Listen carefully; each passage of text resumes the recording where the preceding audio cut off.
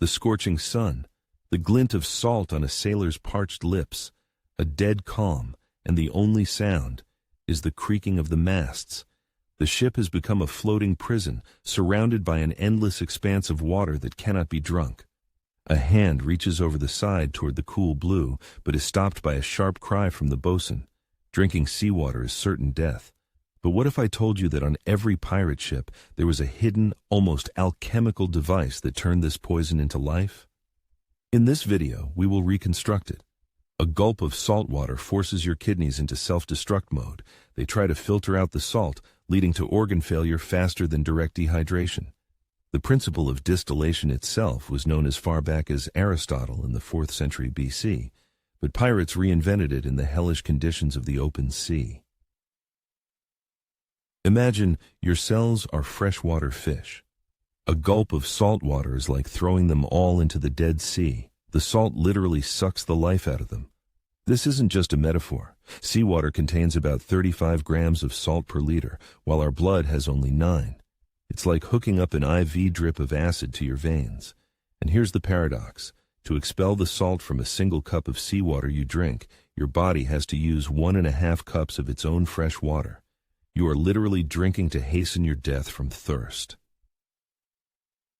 So what was this device? Simple boiling? Filtration through cloth?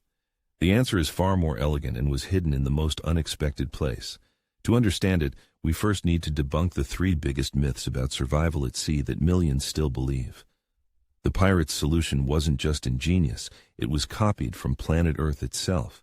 They essentially created a miniature thundercloud right on the deck of their ship. It was their own personal, pocket-sized water cycle. The most obvious solution that comes to mind is to simply boil the seawater. Put a pot on the fire and wait. The steam rises, the water evaporates, but the salt remains. You don't get fresh water, you get an even more concentrated and deadly brine. It's like trying to make soup less salty by boiling the water out of it. You'll end up not with soup, but with a salt crystal. The result is what chemists call a hypertonic solution, a substance even more aggressive to your cells. All right, then the second myth, filtration. Running salt water through several layers of dense fabric. It seems logical. The fabric will indeed trap sand, algae, and debris, but not the salt itself. The salt molecules are dissolved. They are as small as water molecules. It's like trying to filter sugar out of tea with a flour sifter. It's useless. Sodium and chloride ions are thousands of times smaller than the pores in the tightest canvas.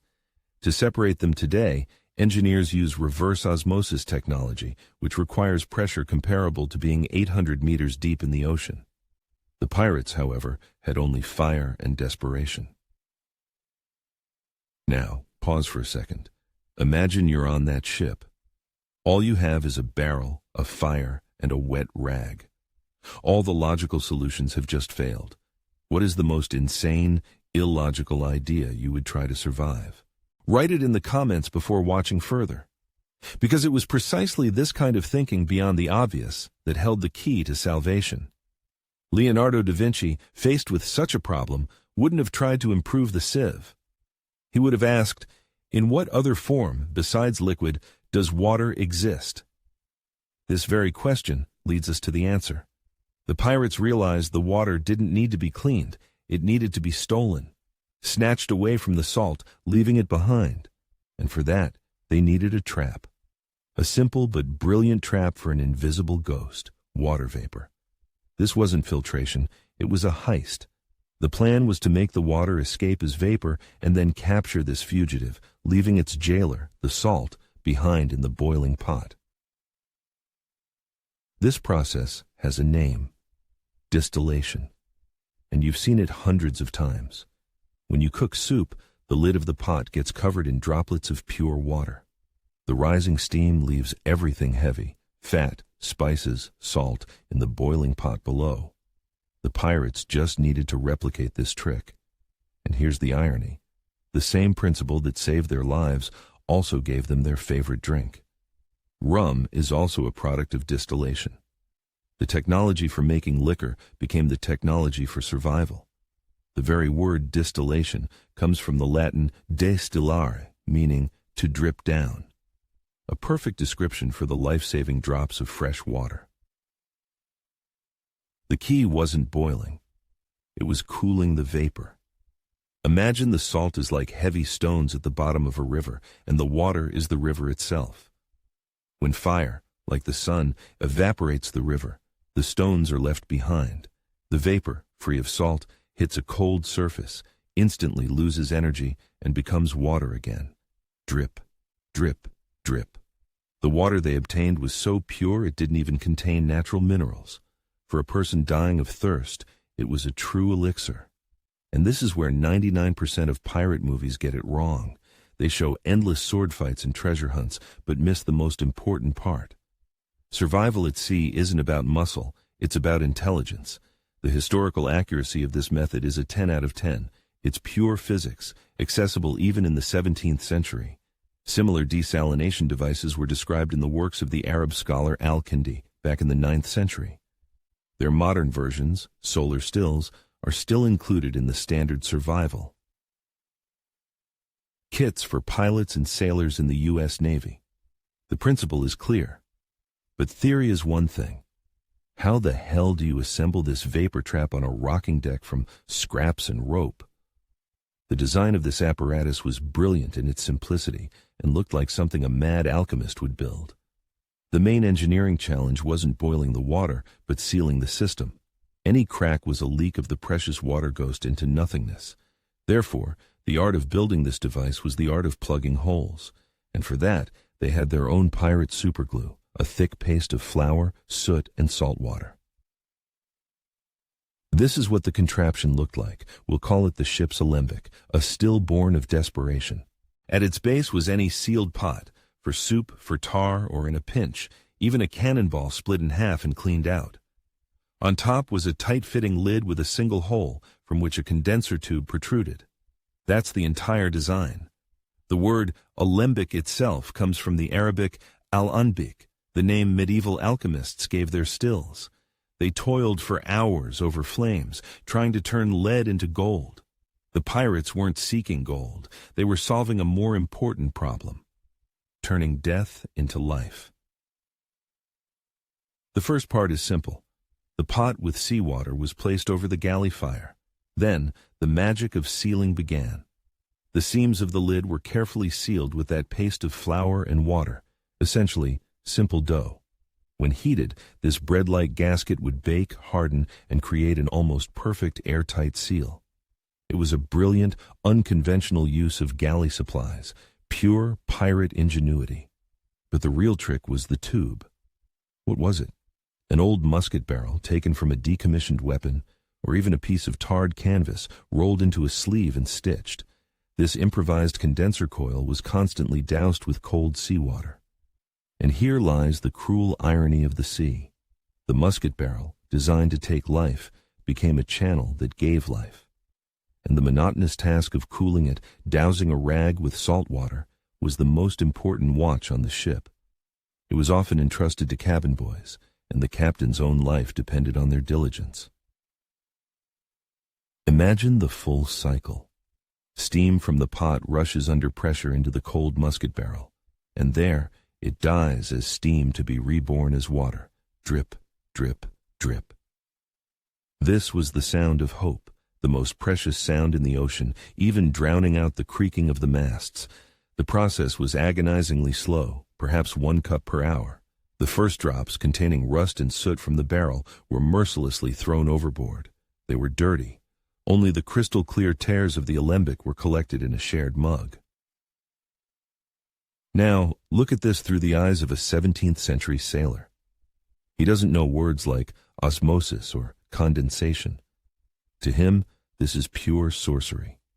He sees salty poison boiling in a pot, while pure, sweet living water drips from a rusty tube. It was more than just salvation. It was a miracle. It strengthened faith in the captain, who knew the dark secrets of the ocean. This secret was more valuable than any treasure map. Possessing it transformed the captain in the eyes of a superstitious crew from a mere commander into a shaman, someone who could bargain with the sea itself. This wasn't technology. It was power. The device worked, but it was no panacea. The harsh mathematics of survival tell us the answer is not so rosy. It was a deal with the devil. To get 1 liter of water, you had to burn scarce firewood, and firewood in the open sea was the ship itself, old planks, broken crates, unneeded parts of the rigging. The ship literally consumed itself to give the crew a drink. Most importantly, an open flame on a tarred wooden deck could turn salvation into a fiery hell at any moment. One spark, and the floating prison became a floating pyre. This is why this entire story isn't about salvation. It's about brutal selection. The grim arithmetic of the ocean puts everything in its place. Even the most efficient makeshift still could produce 5, maybe 10 liters of fresh water a day. For a crew of 80, that's 125 milliliters each, half a cup. Compare that to the standard ration in the British Navy at the time, 1 gallon, nearly 4 liters per person per day. This wasn't a life support system, it was a machine for postponing an execution. The truth is, this water wasn't for everyone. It was given only to key crew members, the captain, the navigator, perhaps the doctor. Those who could plot a course, read the stars, and get the ship out of the dead zone.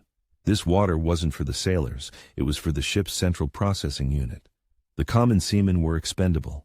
This transformed the still from a symbol of hope into an instrument of a cruel shipboard hierarchy where the value of your life depended on your rank. This principle is proven not only by history but also by modern experiments. Desperate survivors like Alain Bombard, who crossed the Atlantic alone, confirmed that a primitive still works, but its efficiency is negligible. A more famous example is Thor Heyerdahl's Kon-Tiki expedition in 1947. His crew faced the same problem and came to the same conclusion. It's a last resort solution, not a reliable system. So what was it? A real tool or just a placebo to give hope to the dying? Both. The main lesson of this story isn't about the liters of water produced, it's about the code of thinking that made it possible. The main product of this apparatus wasn't water, it was hope. Every drip into the captain's mug told the entire crew, we are still fighting. We have a plan. We have not given up. It was a cure, less for thirst and more for despair. This whole story boils down to a simple protocol, a code of pirate ingenuity that can be applied to any unsolvable problem. First, look through the problem. The enemy wasn't salt water. It was the bond between salt and water. The pirates didn't attack the water. They attacked that invisible bond. Second, use a phase transition. The solution almost always lies in changing the state of matter, liquid to gas, then gas back to liquid. And third, function is more important than form. They weren't looking for a distiller. They were looking for something that could boil and something that could cool vapor. It's like not looking for a key, but for a way to open the door. A crowbar, a lockpick, or a broken window are all working solutions. This approach is known today as functional analysis and is part of engineering methodologies like TRIZ, the theory of inventive problem solving. The pirates were intuitive TRIZ practitioners. This way of thinking is called first principles thinking. Don't try to improve the candle. Understand that you need light.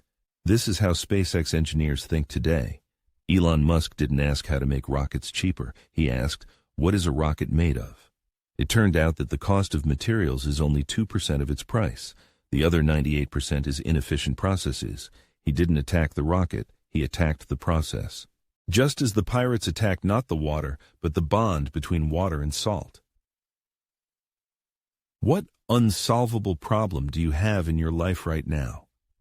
Try applying the pirates' protocol to it. Not, how do I make more money, but how do I create value that people will pay for? Sometimes, to find fresh water, you have to stop filtering the ocean and start catching the vapor.